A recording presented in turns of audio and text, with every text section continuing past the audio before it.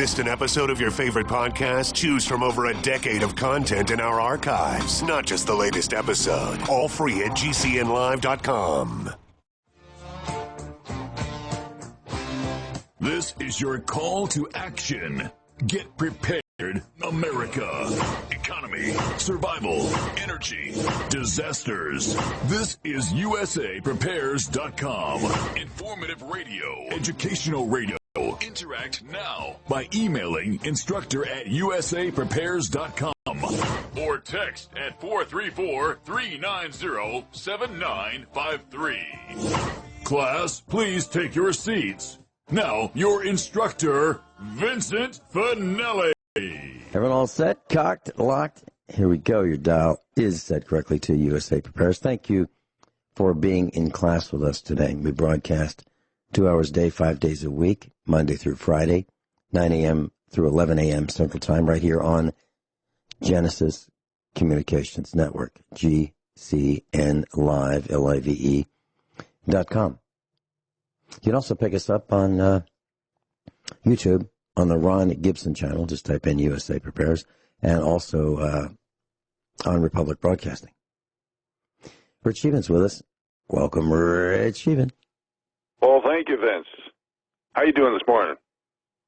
Really, really well. And you know, I got a chance to sample some broadcasts, and I'm still stunned that people are saying that the coronavirus is a hoax. I am stunned.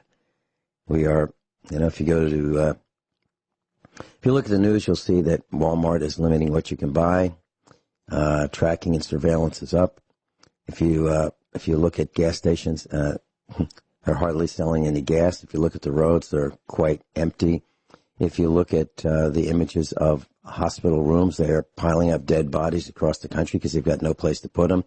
If you look at the images of tractor trailers, refrigerated trucks are holding dead bodies in New York City because they don't know where to put them. They've got prisoners burying them on Hart Island in mass graves, and yet I heard that this is a hoax. I am absolutely stunned by that, and I know that if I want to buy some corn, cans of corn or green beans or baked beans or pasta or flour or pretty much anything that would be a staple, it's really hard to get around here, really, really hard to get. If you go to Sam's Club, the website is hardly working at all. And if it does work and you want to buy one item and have it shipped, if you have a $100 membership that gives you free shipping and all you want to do is buy one item, good luck. Good luck buying one item. It's almost impossible to buy one item. And if you decide that you want to have muster up the courage to go to Sam's Club and wait at the curb while they pick it up and try to buy that item, good luck, because that doesn't work either. So Walmart.com is difficult to use because they're out of stock on most items. Sam's Club doesn't work, hardly worth a darn. I haven't been able to buy things in quite a while. Certainly can't buy the things that we would like to buy. And people are sick. And yet I heard on a broadcast that this is a hoax. I am absolutely stunned. I think it's irresponsible to say it's a hoax. And I'm actually embarrassed to be considered a broadcaster when other broadcasters or other talk show hosts say it's a hoax. I can't believe it. Any comments on that? Well, I do. Can you give me some time on that, please? I want to put certain things in perspective. I'm certainly not debating you.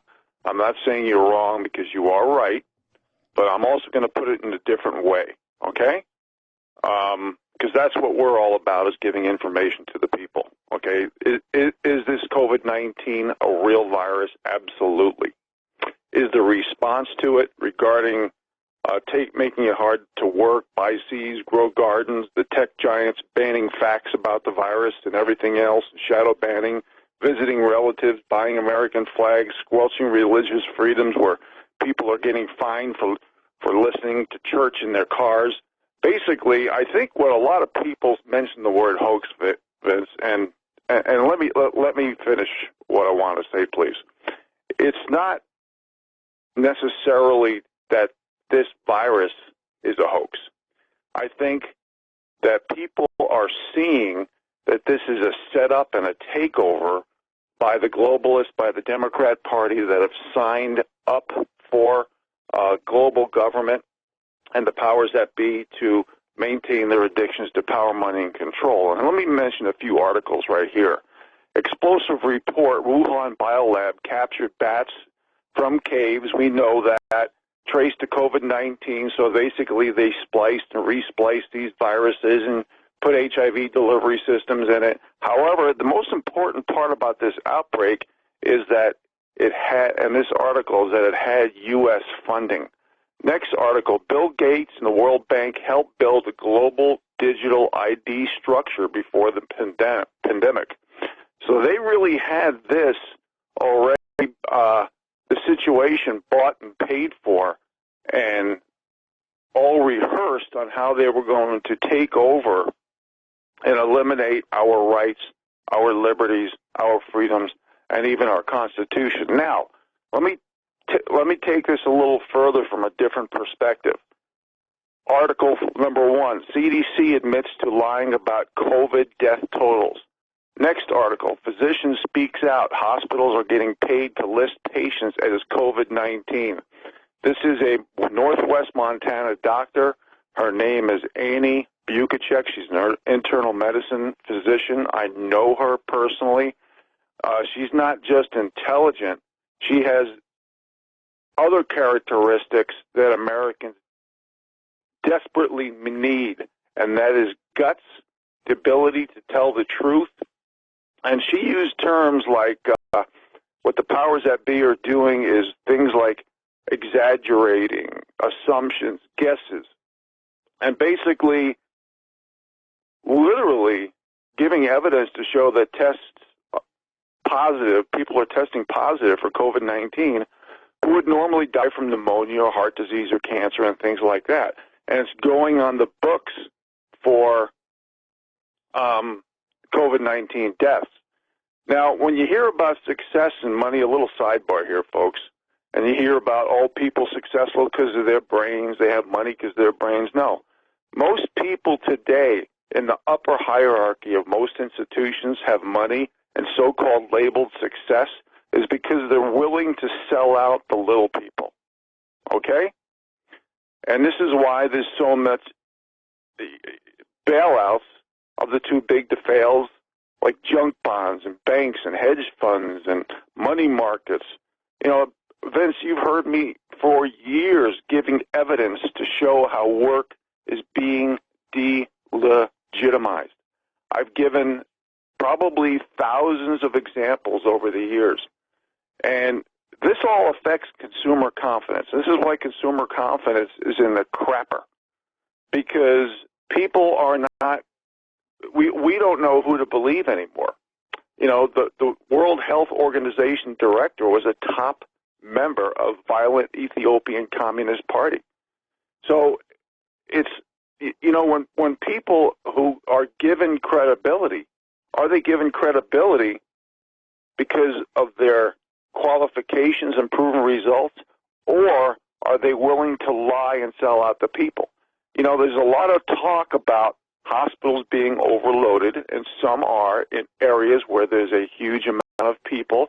And, of course, viruses and bacteria flourish where there's huge amounts of people. Everybody knows that. However, I have an article here where a lot, I've mentioned this over the year, a lot of citizen journalists, and we need you. Citizen journalists, you are our heroes. We need you to read, research, and take videos. They've gone to many, many so-called overloaded hospitals where they were twiddling their thumbs. And one article here is basically there are choreographed dance routines of nurses and doctors doing dances and doing goofy things because they're so bored. You know, it's like everything is theater. Just like when Cuomo told de Blasio, I'm the boss, regarding having no authority to keep New York schools closed. Well, I'll be honest with you, folks. In areas where there's a lot of human population, if the powers that be want to open up schools, could it be to spread the virus more in order to keep closures? It's all possible. We don't have that information. But this is an example of Cuomo and de Blasio playing good cop, bad cop. That's all it is. It's theater. It's to crowd the news wires. So we have to put a lot of things in perspective here, and I think this is one of the reasons why consumer confidence is very ambiguous and trending lower. It's just like last week we had 16 million new people out of work, but yet the stock market had its biggest week. We have to realize, folks, that we're heading towards very compromising times, from food storage, and I've got articles on that today, to just about everything. You know, Jeff Sessions, he said we've got to stand up to the China lobby. Well, I got a few words to Jeff. You know, Jeff, I've been a very big Republican supporter. However, and I realize a lot of these behaviors are coming from the left, but so many people at Congress have signed up for no burden of proof. It depends on what group you're in. I see them creating problems, reactions, and solutions, you know, just like the Russia, Ukraine, Mueller trial, impeach. Billions of dollars are wasted from second-hand, third-hand, fourth-hand information, rumors, gossip, hearsay. Does that sound familiar? People don't know what to believe anymore. You know, it's self-serving, corrupt Congress, power corrupts. Well, that's why we need practice what you preach laws. We see you guys voting full pensions after one term, basically using eminent domain to take people's property, giving away billions of dollars for personal gain and contribution for their campaigns, lobbyist special interest PACs, government grants, superseding free markets and supply and demand, pork barrel spending, police state militarized. Look at the FBI, the CIA, the NSA, the DOJ. They're all owned by the highest bidder. How many examples and articles have we had to mention just on this show alone, never mind the hundreds in the alternative media? Antitrust monopolies of the too big to fail corporations, corporate America, Google, Facebook, Twitter, all the mainstream media owned by China and influenced by China, and elite controlling narratives and distracting, dumbing down the people to feather their own nest. Leverage on the stock market, where margin debt and leverage is through the roof. I mean, come on. Jeff, I am a Republican supporter, but my God, if we don't declassify, people are not seeing how come Epstein, the most protected criminal in history, got whacked in prison. How about Uranium One and Clinton Foundation, the FISA warrants, all this geoengineering and weather modification tools? You know, 911, the billions of cash given to Iran from Barack Obama, alternative energies. We need declassification. And yet Dianne Feinstein basically wants to give Iran $5 billion of money while we can't even take care of our poor, which are losing jobs by the thousands per day. All right, hold that thought. We'll be right back after these few short commercial announcements. Rich Scheben's with us, live in Montana. Rich, please continue. Well, thank you, Vince. You know, I'm just going to go through my articles, my news in a flash, as you call it, and give us some more talking points, which I don't think we need any. I think we can do 10-hour shows every day because of all the corruption. And Jeff Sessions, I realize you're a Republican. I'm not going against you and Republicans necessarily. I'm going against the fact that you're basically allowing the highest bidder to run the show.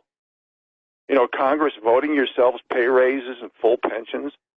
You've had bimbo slush funds since the 1990s. And what that means, folks, is, when all these, mistresses and relationships that Congress is having, and then all of a sudden these women decide to, say that this guy raped this congressman raped me, and so they have a slush fund paid for by the taxpayers. Now, I'm all for, I've made it very clear, most Americans are very much for and proponents of adult mutual consensual sex, but not on the taxpayer dime. That's one of the reasons that Bill Clinton got in trouble with Monica Lewinsky. Okay, he ended up lying because he was having sex on the taxpayer dime during his work hours, okay? So, you know, I don't think the American people are asking for much, but we're asking for the same rules, laws, and accountability, and we don't have it. It all depends on what group you're in. One for the aristocracy, one for skin pigmentation, one for gender, one for sexual orientation, one for religion, one for, you know, how can consumer confidence go up under these situations? It's just like this article right here, mainstream media hacks. Remember, I got it off of citizenfreepress.com, and I've mentioned them for a couple of years now. Citizenfreepress.com, it talks about how the mainstream media had all these different articles, some pro-virus, some anti-virus, basically in order to gaslight and confuse the people and have plausible deniability when it all comes down to it. Okay, next article. Michael Moore, white men will have a big responsibility to make amends for the Trump era. More divide and conquer strategy. Excuse me. Next article, D.C. mayor shuts down non-essential farmers and fish markets, but essential liquor and pot stores can be open. Now, I realize that liquor and pot reduces stress, but it also reduces your immune system. And that's one of the big ways in order to control the population, make more people sick. We know that obesity is the number one target for pre-existing conditions. And, of course, lung disease and heart disease. And pardon me, I had to hit the cough button here myself. Okay, next article. Farage warns Chinese interest lining up for fire sale of UK businesses. We've mentioned this on this show for a few months now, how China, who owns most of our debt, is going to buy up not just the UK, but Western businesses, including food business. They own most of Hollywood right now, which is controlled by basically 5 corporations. And they are, and basically our elite in this country, including the media, including Hollywood, has signed on to China. That means they are more dedicated to the sovereign Chinese than they are to America, because they're going to keep their wealth and their addiction to power, money, and control, and everybody else is going to end up being sheeple and not controlling their own destiny. Again, consumer confidence is going to be affected by this. That should be the theme of this show, Vince. Consumer confidence with a big fat question mark at the end of it. Next article, GOP Rep. Massey warns USA weeks away from food storage. Well, I just mentioned, not just this morning, but already many times, how the powers that be are hiding seeds. They're putting glyphosate and Monsanto products in seeds. They're eliminating heirloom and open-pollinated seeds. And now they're even trying to stop the sale of seeds. They do not want you to be self-sufficient. They do not want you to be thinkers. They want you to be woke followers. Oh, next article. Woke reporter accuses black Surgeon General of racism for saying Big Mama. Next article. Bill Maher defends calling coronavirus Chinese virus, slams political. Hey, hold that thought. Hold that thought. We're going into a break. Rich Even, please continue.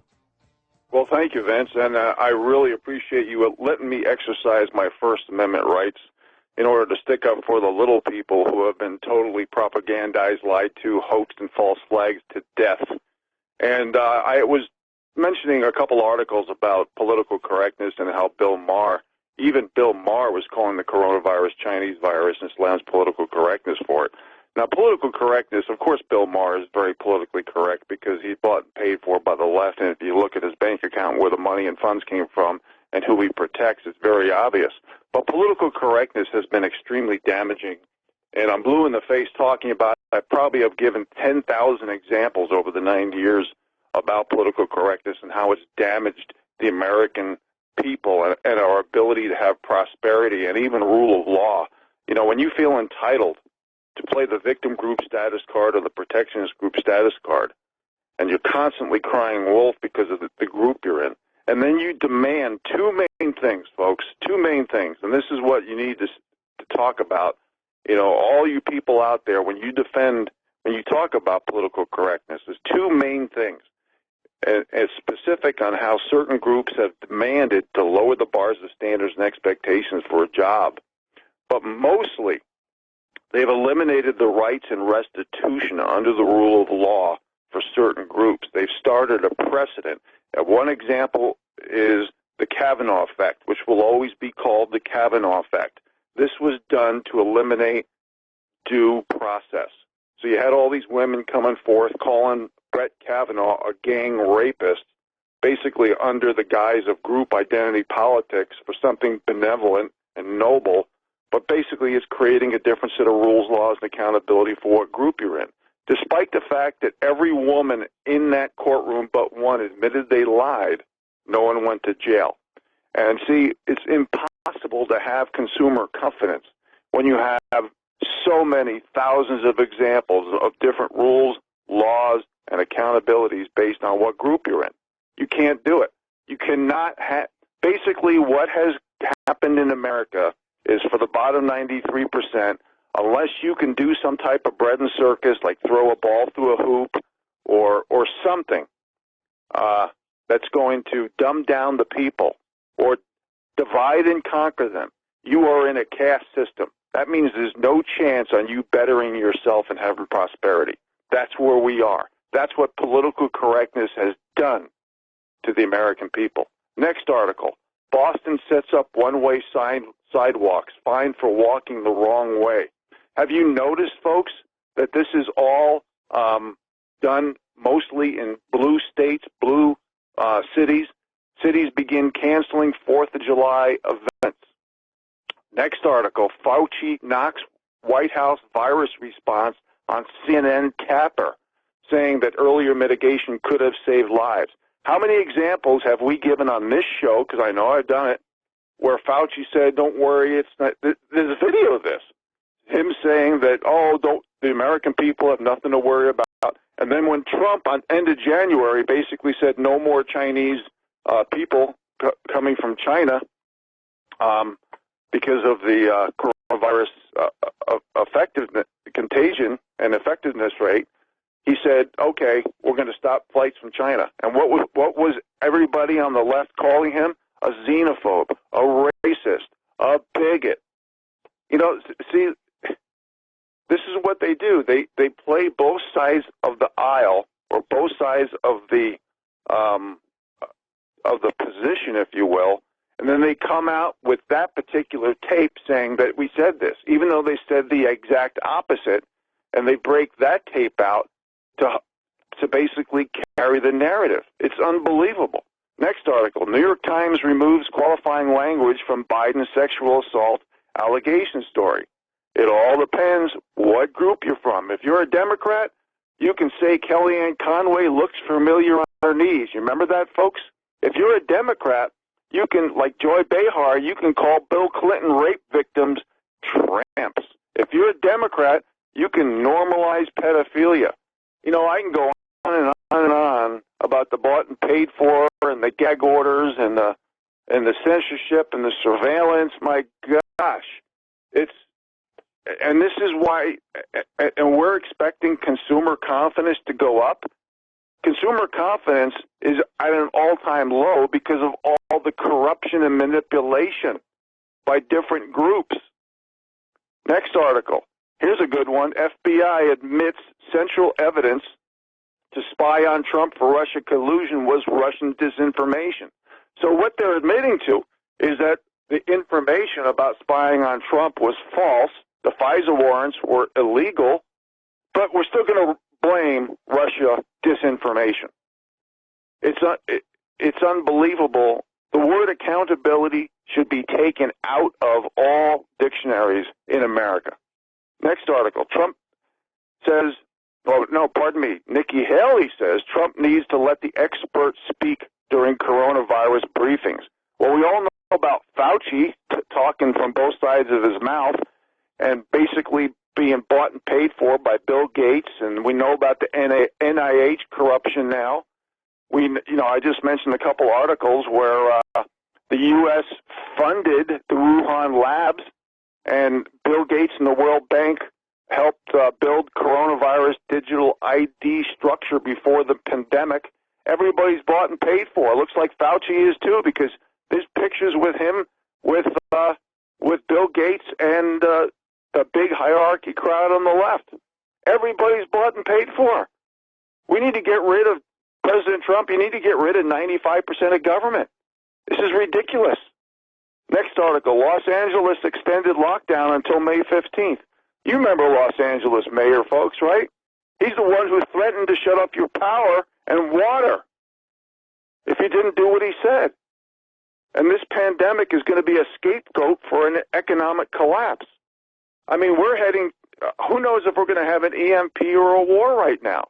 Because keep in mind, when war happens, interest rates go down, bond purchases go up, and war is very profitable for the hierarchy of banks and military-industrial complexes. And when does wars happen? Typically when we have lousy economics, like we do now. So be aware, folks. Political correctness, the powers that be who control the narratives, memes, themes, and talking points, is doing everything to control every scenario, including you. Next article. Man handcuffed in front of daughter at Colorado Park for allegedly violating social distance.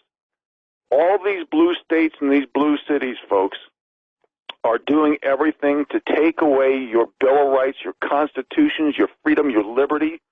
I'm telling you, this is a takeover, and if the people don't stand up to this, the government is bought and paid for, they are controlled, they have switched teams.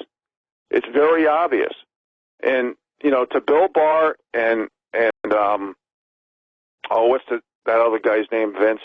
Barr's, I'm drawing a blank right now. It'll come to me. I'm wondering if you guys are bought and paid for, why haven't you declassified all this information that we're asking for?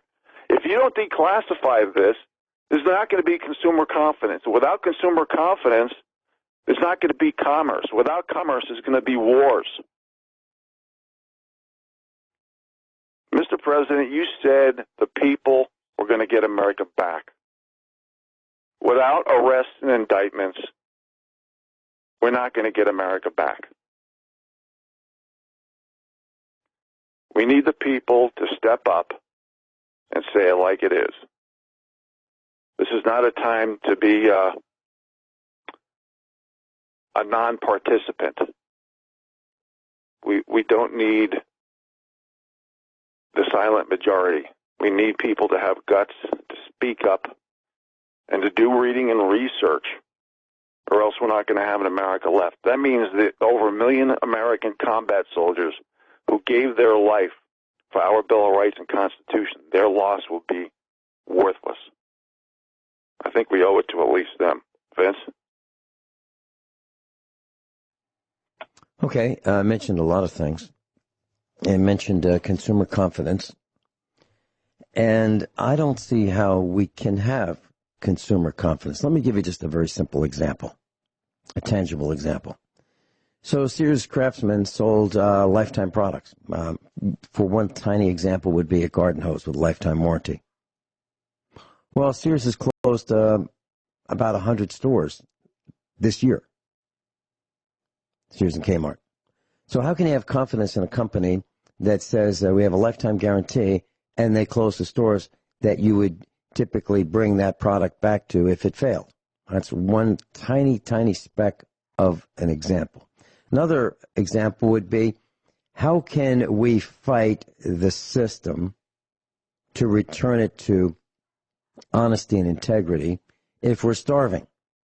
And my point has always been during this, we absolutely have to survive this to engage in the fight later. No change. I have not changed my tune one iota. We have to survive it. But I'm telling you, it's very difficult to get food. And if you don't get food now, it's going to be even tougher to get it later. So we have major meat packing plants that have shut down in the pork industry, the beef industry, and the chicken industry. They've all been infected. Amazon is infected. UPS workers and U.S. mail workers are infected. Their locations are infected. Nursing homes. There's a nursing home in Virginia. They have 163 people there. 127 of them are infected, tested positive. 78%. It's almost 80%. That's almost 8 out of 10 people who are there have tested positive. So how can you have, as a consumer, any confidence in anything today? You can't have confidence in the stock market. How can it be going up? The country's in lockdown. Businesses are shuttered. Employees are furloughed, fired, laid off. And yet the stock market's going up. Stock market is allegedly a leading indicator of how things are going to be soon.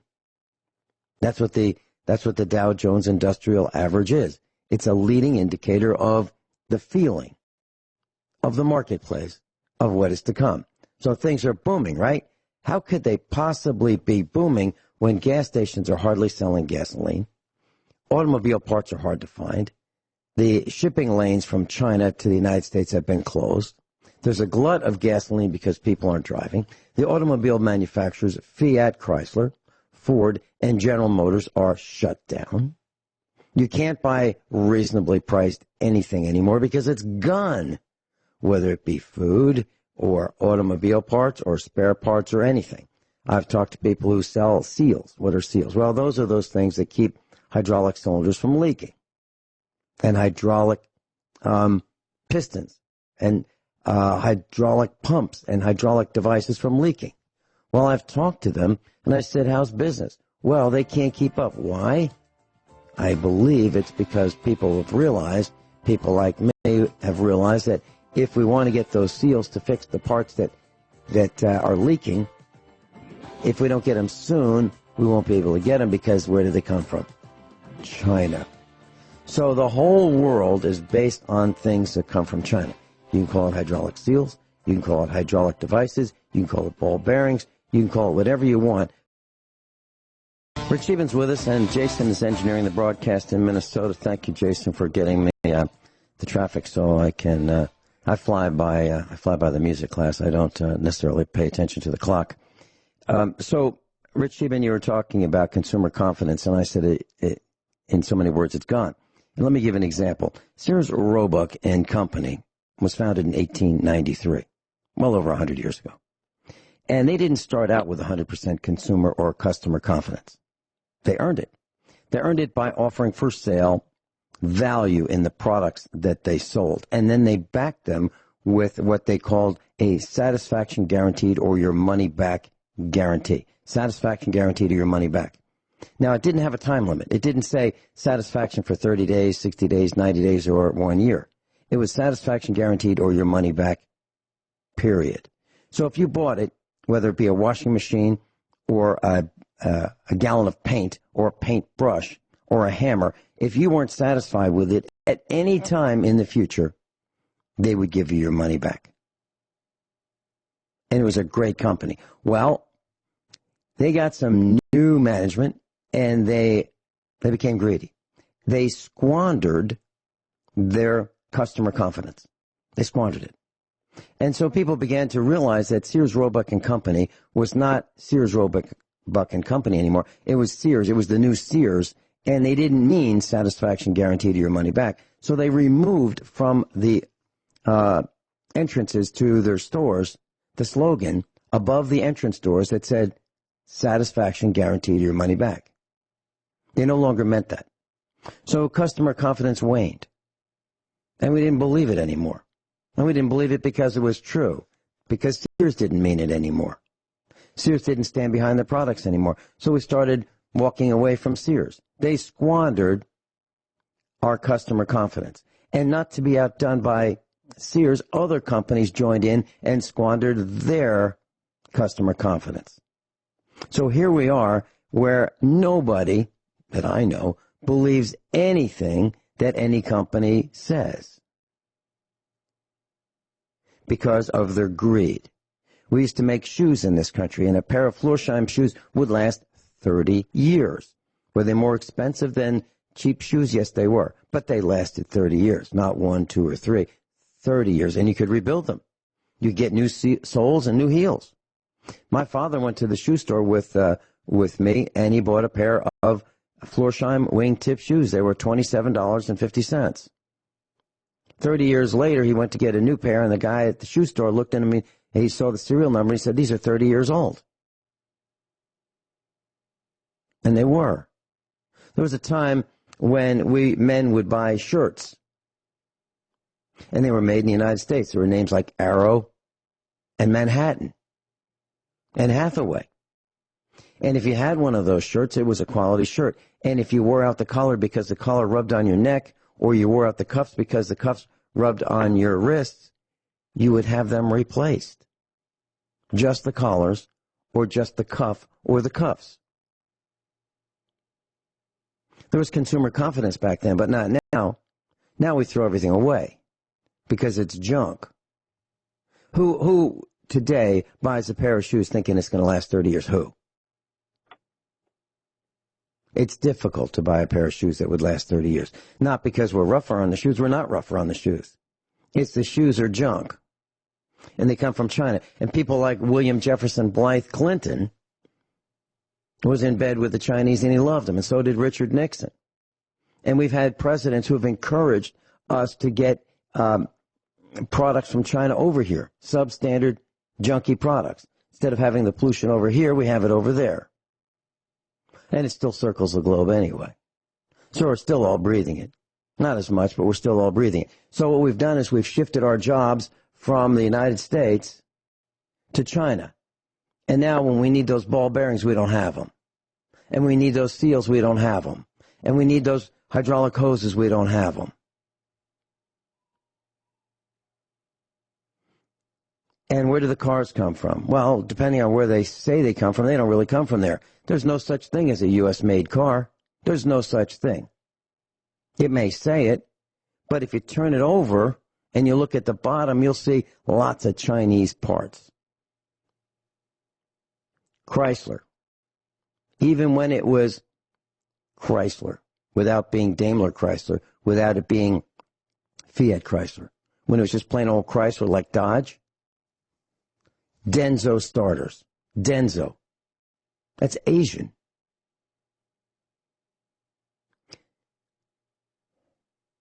John Deere, green tractors with yellow wheels. You think they're made in the United States? Not really. I've got a John Deere tractor. It's a 1991. It's a model 1070. Got another one called a 670, the little brother of the 1070. Guess where they're made? In Japan. John Deere. These are like 1991 tractors made in Japan. It's like 30 years ago. We'll be right back after top of the hour news and commercial announcements. And what I'm telling you, class, is things are not as they seem. Consumer confidence is like almost non-existent. Because the companies have done it to us. We didn't do it to them. They took advantage of us. And now, who do we believe? Hardly anybody, including the news. Everyone all set, cocked, locked? Here we go, hour number 2 of USA Prepares. Just wanted to mention, Rich Scheben's with us. I just wanted to mention that at the top of the hour we heard same thing we've been saying about the meat industry and how,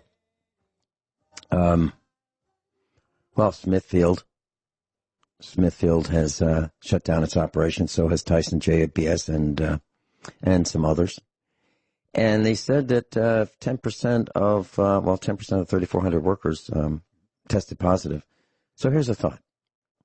If we have meat packing plants shut down in South Dakota, Mississippi, Pennsylvania, Colorado, and Iowa, do you think that might impact the supply chain? Well, the news indicated it might. Really, it might? It might. Our supply chain is so thin, the warehouse is in the truck on the way to the retailer. That's how thin the supply chain is. It used to be called just-in-time inventory. which means that as you're saying, hey, you all have that's whatever it is, it would be being delivered to the store at that time. That's what just-in-time is. Just as you want to buy it, they get it. That's just-in-time inventory. Now, it didn't used to be like that. It used to be that stores like Sears and others would have a back room, and they would also have inventory on the sales floor. So if you wanted to buy a water softener, you could buy it. You could say, well, I'd like that one right there. The one in the middle, that, small, medium, or large. I'd like the medium or the large or the small. You pick one, they go, all right, we got it in the back room. Hold on, we'll go get it. We'll get one of those hand trucks and we'll wheel it out to you. And you can pay for it right now. That's what it used to be. Now it's, they don't have them in the back room. There is no back room. So the one that you want is on the truck. And hopefully it would get to you. As you say, I'd like one of those, but typically not so much. Now, if you go to one of those big box stores and you want to buy a water softener, you can buy it, you can pay for it today, and it will be in the store in about a week.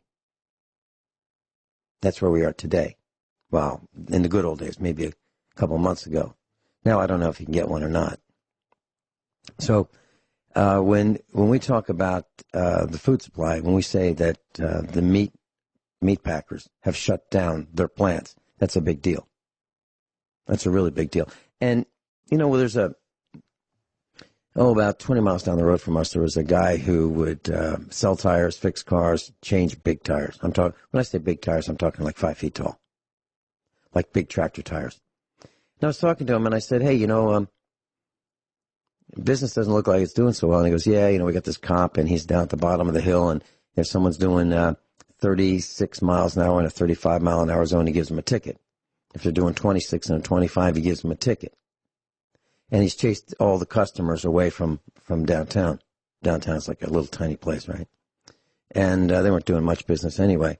But I said to him, so how's it going? He said, well, our customers have found a new place already, and they're not coming back.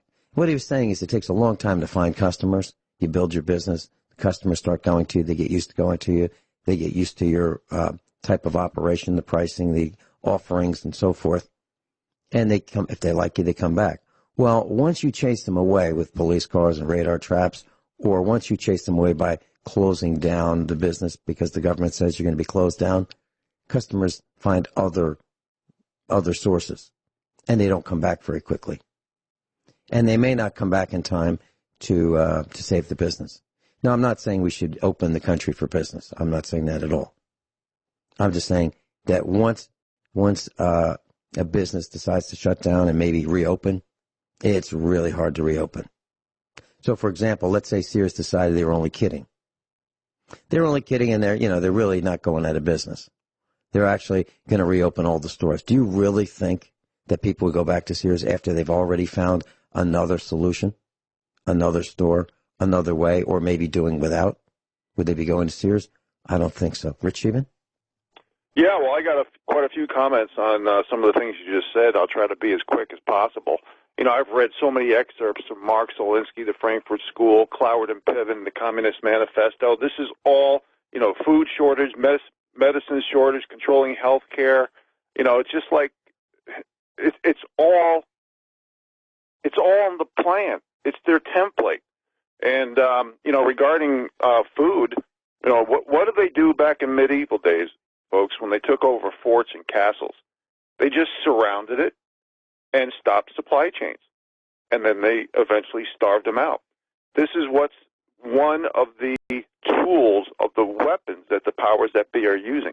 Now, Vince, you were talking about how we don't have consumer confidence, which should be today's theme show, on the business, corporations, especially the big corporate fascist oligarchy, which gets bailed out by the taxpayers. Keep in mind, folks, these big companies not only did stock buybacks, they're also asking for bailouts paid for by you.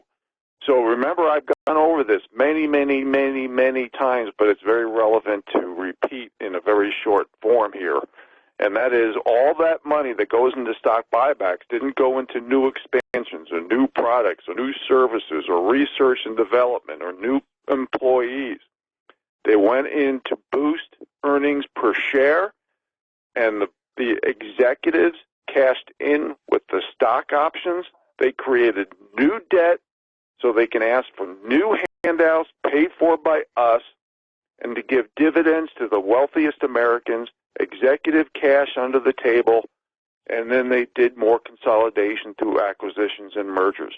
And what they're doing in the meantime is they're increasing their spread and profits by going to countries like China for cheap labor, bringing back products which are guaranteed forced obsolescent type products, which means they're going to break down because they need to increase the velocity of money. But now that 70% of Americans only have $1,000 in savings, 80% live paycheck to paycheck, and with all this corruption and manipulation that we always talk about, now there's no consumer confidence, while the elite are maintaining control of the masses and feathering their own nests via us and redistributing money from the bottom 93% to the top few percent thanks to us. So think about this. Can you see the long-term plan here when you connect the dots? How, all this talk about, America's a service industry country. Well, can you see why they wanted us that way? Can you see the benefit of controlling and getting rid of freedom, liberty in our Constitution by eliminating manufacturing, by basically printing money willy-nilly where the majority of it goes to the elite? And pretty soon we're going to have a Cloward and Piven broke situation. It's all obvious. And I'm telling you, if the silent majority of the people don't read, research, and stand up and speak up, there will not be America. There will be no America left because it's so obvious that everything that they've been doing has been that they're telegraphing their punches like a boxer does. A bad boxer will telegraph his punches and will usually be defeated, okay? I don't know if they're going to be defeated if the people don't stand up to political correctness and corruption and manipulation and a corrupt, oversized government. Then we're going to get what we deserve. And it's not going to be good. We need to speak up. We need to be Americans. We got to stop. When people start sticking up for their groups, their hyphens and their pronouns, they need to be taken down. Taken down. We cannot allow political correctness to do what it's doing. I mean, come on. Businesses aren't even businesses anymore. We are so far from capitalism, it's not even funny. I mean, you can start a bank or a hedge fund and just not even get a profit for years and demand a bailout, and the CEOs and executives can have this great lifestyle without even creating consumption. I mean, this doesn't even make sense. Like I said earlier, the people who have success, take that word with a grain of salt. The people who have money, it doesn't mean they have brains. It means they have usually nepotism connections, and they're willing to deceive and sell out the little people. That's what it means. Vince? You mentioned bailouts. I want to give a simple example of a bailout. Really simple. This happened to me. So right now we're talking about bailing out the auto industry, the airline industry, the restaurant industry, hotels. We're bailing out cities. We're bailing out states. We're bailing out towns, hospitals, retail, even the taxpayer. Everybody's getting a gift, right? It's all paid for by us through inflation. It's going to be very expensive. We won't believe what's happening. Once people start using these gifts of $1,200 per that the government has promised. Well, let's talk about a real simple example of a bailout. So I absolutely despise the Farm Bureau of Missouri. I can't change because all the insurance offices have closed. I can't talk to anybody. I can talk to corporate headquarters, but I don't want to talk to corporate headquarters. I want to talk to a person where I can go drive over there if I wanted to. I'm not going to drive there now with the corona panic, but I would like to be able to go to the local office and talk to my insurance salesperson, my representative, if you will. Well, there was a tornado in Joplin years ago, and it leveled Joplin. I was there. I saw it, the aftermath, the next day. The next year, my insurance premium and I don't even live in Joplin. It's maybe 100 miles away. Next year, my insurance premium went up 30%. And I was talking to a representative from the Farm Bureau, and they said, oh, yeah, everybody's dead, Joplin. I said, do I live in Joplin? He said, no, but what we do is, when we have a catastrophe like that, everybody gets to, pay. That's a bailout, okay? So I was part of the bailout for Joplin. And I resent it because I had nothing to do with it. So the insurance company took advantage of me and everybody else that it could and raised everybody's premiums. How about they tighten their belts?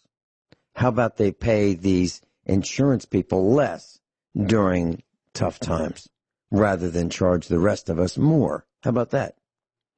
So what's happening in the meat industry right now? I mentioned that there's some closures of plants in beef and pork and chicken. I mentioned that. So what would you think that would do to guys like us as cattle farmers? What would it do? Well, it took the already low cattle prices down another 15% already. So the news was announced yesterday and maybe the day before about Tyson and Smithfield and JBS. And within hours, beef prices went down 15%. We're now below the cost of production. So I got this little thing on my desk. It's about the size of a postage stamp, actually a large postage stamp. That's maybe a 16th of an inch thick. It says, do not eat, in blue ink. It's a white package, do not eat. And it has several languages saying do not eat. French, German, English, and other languages. And in little tiny print, it says MGC,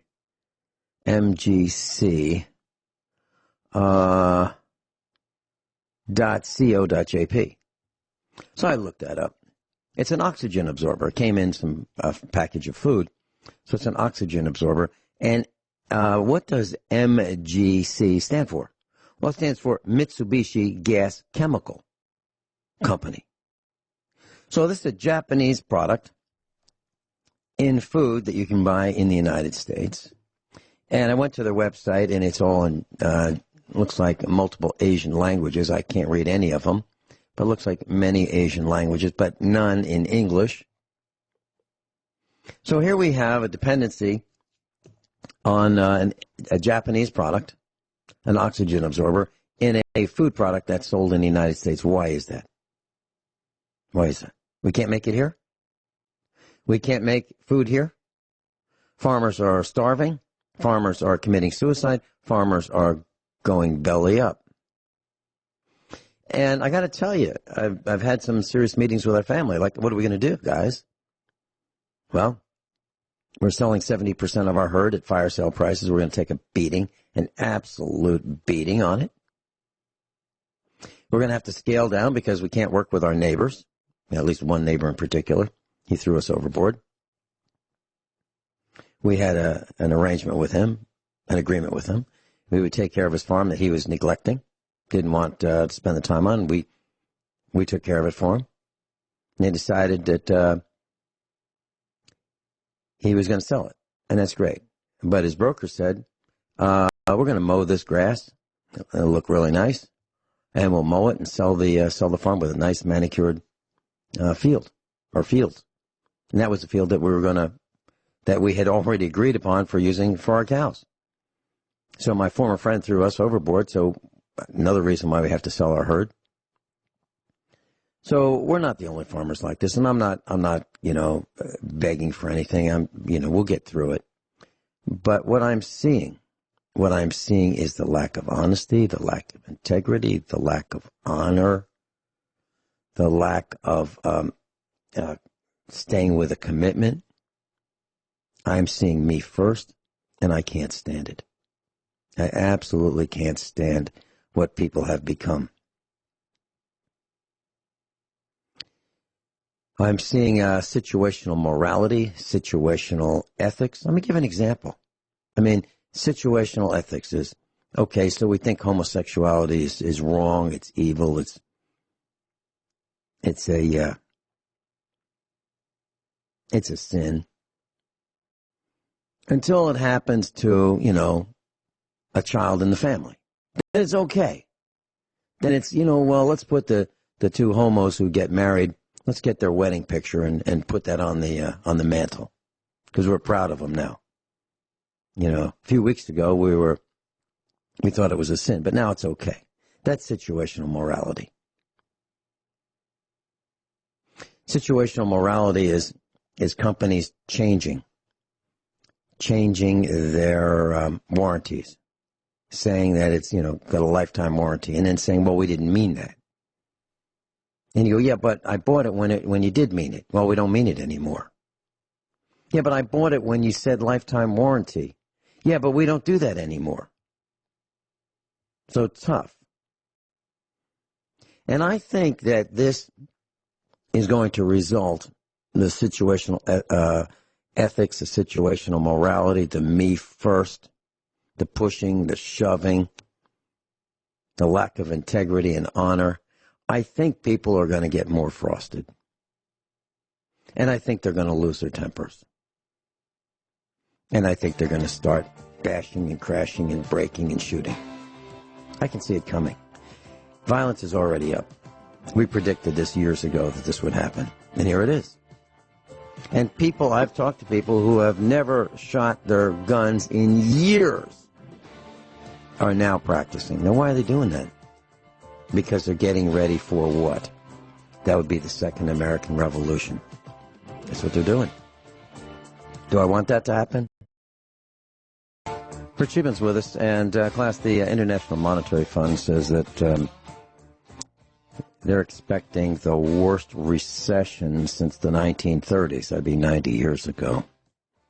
I said it completely differently. I said we are already in the second Great Depression. Not recession, depression.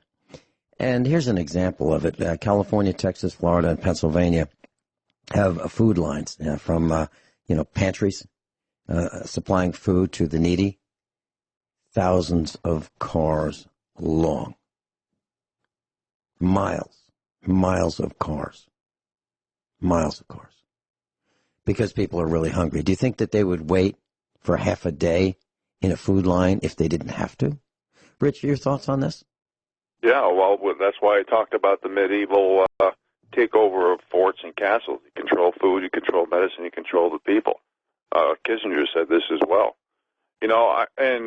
Regarding the IMF, Dianne Feinstein, I mentioned this earlier, once I ran to receive $5 billion from the IMF when they got $150 billion minimum in cash on pallets from Barack Obama. So the whole system's corrupt. It's the elite versus the people, and I want to comment on what you said earlier regarding what you're going through with your neighbor. And we talked about this privately the other day, Vince. And I know we've implied and alluded to this and even talked directly about this, but I'm going to do it right now. And I'm going to be a little repetitive regarding Russia, Ukraine, the Mueller trial, impeach, Stormy Daniels, peeing on the bed in Russia. All this stuff is second-hand, third-hand, fourth-hand information. It's rumors, it's gossip, it's hearsay. This is the MO of the deep state. This is what's happening, whether it be a neighbor, a friend, a relative, a work associate. Have you noticed how divided we are? Divide and conquer strategies is one subset under 1,000 under political correctness. I am blue in the face talking about how the people want to divide, the elite want to divide the people, okay? They're using artificial intelligence, AI, to enhance the divide and conquer strategies through second-hand, third-hand, fourth-hand information, rumors, gossip, hearsay. That's what they do. All they do is hold on to the narrative. They don't care if it's true or not. They can clog the news wires with all of this divide and conquer strategy. So when you see friends and neighbors and work colleagues and relatives, basically not talking to each other anymore, it's because the powers that be have our emails, and they have the power through even voice recognition. They've been doing this to me for years. They've been doing it to a lot of people. They are literally setting people up, passing on false information, whether it be emails or voice. I've listened to radio shows where myself has said something that I didn't say. Now figure that one out. Basically, they've been using voice recognition for years. They're changing emails. They're dropping rumors. They're dropping gossip. They're doing second-hand, third-hand, fourth-hand information because they have to keep us divided. This is a major strategy. Remember, you heard me talk a million times. Distract, dumb down, and divide the people. I've given thousands of examples over the 9 years I've been on the air on how they're doing this. They are ramping it up. And this is why they're using victim group and protectionist group status. They want certain people to feel entitled to lower the bars of standards and expectations for a job. When you demand to lower the bars of standards and expectations for a job, you will eliminate the legitimacy, the value, and the dignity of work. Vince, I've been talking about this for years. You know I have. And then when you demand to eliminate the rights and restitution of certain people who are affected by this under the rule of law for certain groups, you create precedent to eliminate the rule of law. You create precedents to get rid of due process. This is what they're doing. When you say you, you're folks. not talking. Well, hold it. When you say you, you're not talking about Vincent Finelli, are you? No, it's a general term. It's a general term. Okay. These are all divide and conquer strategies, and they're using AI as the MO to do this. This is their vehicle of use, and they're doing it every way they can. So everything you say on the phone, every email you send, they have everything you say on a radio show or print. I mean, my book. I've had people return my book where the introductory chapter was gone, the table of contents was gone, the first chapter, second chapter was gone, where words were moved around and interchanged and flipped around. Basically, this is what they do. I mean, I've had hundreds of people, folks, try to give me positive reviews on my book. I had up to 4.7 stars. Last I looked, it was like 4.3 or 4 or something. They're eliminating the good reviews and putting in poor reviews purposely. They have to divide us. They have to take things out of context. They have to burn books. They have to make sure you are cultivated and groomed to be followers and not thinkers. And this all affects everything. What we've been talking about, from consumer confidence to the corruption and manipulation and feathering the nest of the rich. This is all being done to keep the status quo. Okay? You have to be aware that they are using AI as a major divide and conquer strategy, while at the same time they're using AI and robotics to eliminate our jobs, while they're printing money out of the thin air, while they're doing fractional reserve lending, while they're doing stock backs. Basically, the welfare for the rich. They're using the technocracy to basically control everything while using robotics, automation, and artificial intelligence. And our opportunities, as long as we stay fighting against one another and not realize that this is being manufactured through perception, we are going to continue to lose control of our destiny. Vince? Okay, so we were talking about the coronavirus and the corona panic, and here's since you're talking about stories, in the New York Post, headline, quote, Virginia pastor who defiantly held church service dies of coronavirus, end quote. The article goes on to say, quote, he practiced what he preached. Then he died of coronavirus. An evangelical pastor died of COVID-19 just weeks after proudly showing off how packed his Virginia church was, and vowed to keep preaching unless I'm in jail or in the hospital. In his last known in-person service on March 22nd, Bishop Gerald O'Glenn got his congregation at Richmond's New Deliverance Evangelistic Church to stand to prove how many there were, despite warnings against gatherings of more than 10 people. I firmly believe that God is larger than this dreaded virus. You can quote me on that, he said, repeating it a second time to claps, saying that people are healed in his church, happily announcing that he was being controversial by being in violation of safety protocols with way more than 10 people at the church. He vowed to keep the church open unless I'm in jail or in the hospital. I'm essential, he said, remaining open, adding, I'm a preacher. I talk to God. On Sunday, his church announced with an exceedingly sorrowful, heavy heart that the pastor had died a week after being diagnosed with COVID-19. His wife, Marcietta Glenn, is also sick with the bug, with church members offering their prayers. Their daughter, Marjorie, and I have to spell Marjorie for you, big M, little A-R, dash, big G, little E-R-I-E, Marjorie Crawley, told WTVR that her father initially dismissed his symptoms because he has a condition that often leads to fevers and infections. She is now urging everyone to stay home. It becomes very real to you, she told WTVR after her parents' diagnoses.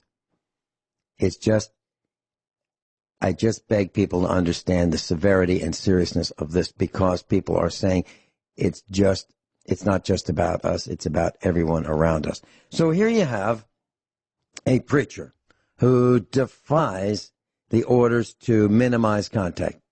He defies it. He talks to God. He held his service and he died of the coronavirus because he was defiant. And now his daughter's saying, are you kidding? This is serious. It killed my dad. My mom's sick. I mean, I'm paraphrasing. But what I'm saying, class, is do not be part of the herd mentality. Do not succumb to this. Pay attention. Do your own research. And if you believe, as I do, that this is as real as I believe it is, I'm staying home. I am not going to places where other people are. I'm not doing it. I believe it is absolutely, positively a killer. And I don't want our children to go out and bring it home. I don't want Mrs. Finelli to go out and bring it home. I don't want to go out and bring it home. What does it cost us? Well, it's cost my son his business. You know, he stopped working on cars. And what did his customers do? They went other places. Are they going to come back? They may. Very, very, very slowly. So our son invested in all of his profits in equipment, tools, machinery to do a better, faster, quicker job so he can lower costs even further. That's what he did. And now we have lots of tools. And he has no customers. None. Not one. Vince, so has this taken a toll on... Well, hang on. It's taken a toll on a lot of people. And I'm just giving you a micro speck of what it has done just to our family. And in the scheme of things, it's not very significant what's happening to us. But if you extrapolate it, it's what's happening to everybody. Most people accept the filthy, disgusting overbearing, rich, they're doing fine. Of course, Kim Kardashian's having a little trouble staying at home, but she's still making her videos and still twerking and bending over and showing us, what nobody wants to see. And they're still, Harry and Meghan, they're still trying to find that ultimate mansion. And it's great to know that, they're happy. Who did this to us? Well, commerce did this to us. The big business, the airlines, Disney, the movie theaters. And our government let it happen. The FDA, the USDA, the CDC, all of those organizations let this happen. They are the ones responsible. Did they protect us from it? No, they didn't. Plus, it looks to me as if things keep going the way they're going. There's going to be a run on Louisville sluggers and gaucho wire, Gaucho wire. Gaucho wire is a high-tensile barbed wire. It's thinner, and it's very, very sharp. And I can see Lucille coming out to say hello to a lot of people who have caused all the problems that we are now encountering. George, New Hampshire, welcome. Hi, Vincent. Hi, Rick. I just wanted to weigh in quick on one thing. That individual that you did the work on his farm, and like I said, I consider you guys friends of mine, and I don't like to see my friends get taken advantage of, and I know you don't like to see anyone get taken advantage of, and I'm the same way. With that, have you ever heard that there's a legal term that when you make an improvement on a piece of property, and somebody else doesn't make the improvement, and they're not doing much of anything on it, after so much time goes by, you can actually annex that piece of property by virtue of the fact that I think it might be a number of years, but it varies from state to state. But are you aware of what I'm saying? Yes, that term is called adverse possession, but that doesn't apply here because we had an agreement. The agreement was he was going to, I found this property for him. The family was going to move in, and while they were working on the transition, we would keep that place up for them, and the maintenance and the improvement and, keeping the grounds really taken care of, turning rough pasture into pristine pasture, those kinds of things. We would do that in turn for receiving the hay for it. That would be our compensation. So we would do the work and those kinds of things and keep the place great in preparation for them to move in. But they decided they weren't going to move in, and they decided to sell the property. And the broker who was attempting to sell the property for them told them that we're going to mow this all down and make it look really nice for the new buyer. So we're going to waste all the hay, and we're going to kick the Finelli family off the farm, and with no notice. And that's what they did. Well, so we were all geared up. No, but and so Vincent, my response is no. There is no adverse possession there because we had an agreement. The agreement, but he broke the agreement. No. That's what he did. No, but what I'm saying, you can tie things up by saying you can go in a small claims court or something, but most buyers, and even the broker, are going to kind of step back when they see there's some sort of litigation going on because it's going to get messy.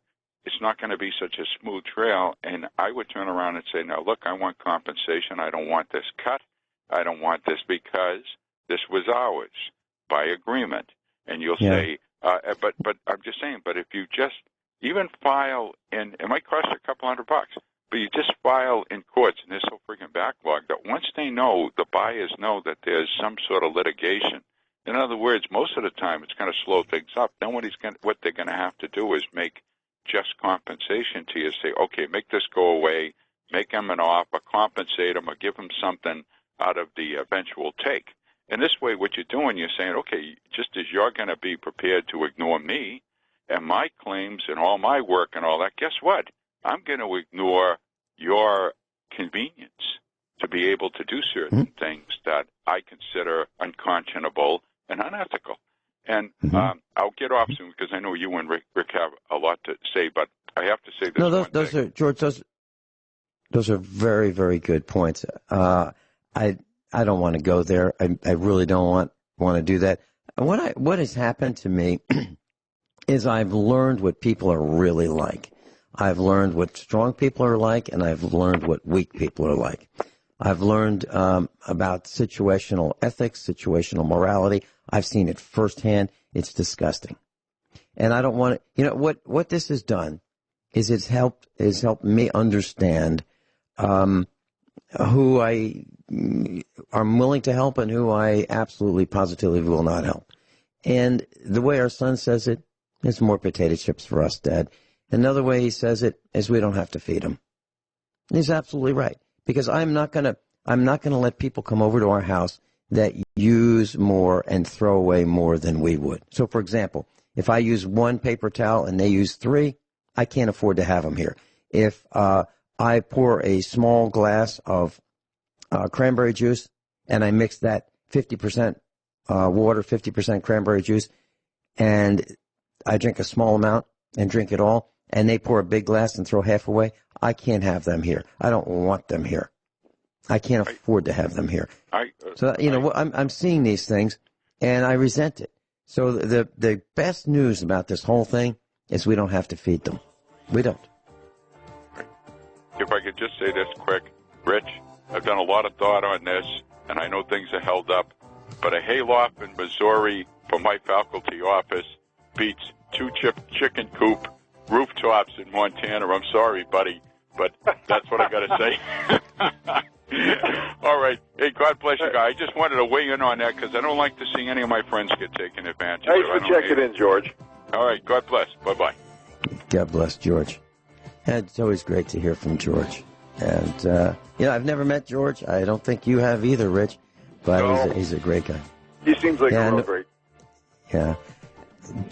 Rich, thanks so much for being with us. I really Always appreciate a pleasure. Your insight. I'll pick up where I left off next time. Yeah.